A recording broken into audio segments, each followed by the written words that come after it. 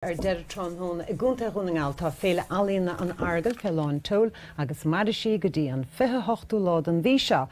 Mar chud an bhéile tá spántas ag an alíntóir gaeltachta Cathal McGinley as Magheroarty a dhíríonn ar Oileán na Bhuintere Inis Bó Finne.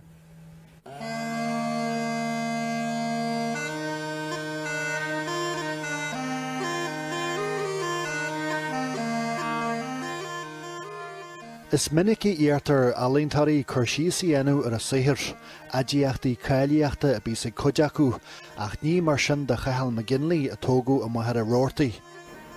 Inis Bó Finne. Trí acail atá siimplí, tá dinnsheanchas in Ileán lárnach a saothar Cathal.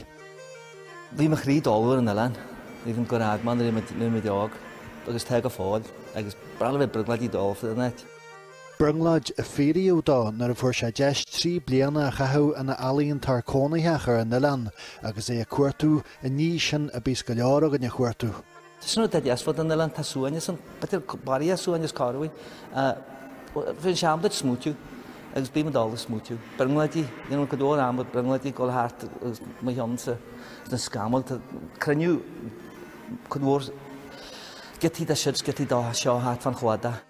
Édal gan úsáid fuair Cathal cáiscladaí ach édal ar chuise éadach úr alíonntaí.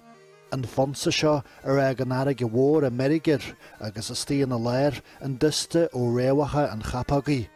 Marthaí a heispantas ó aniu go dtíon tríthú lunasa.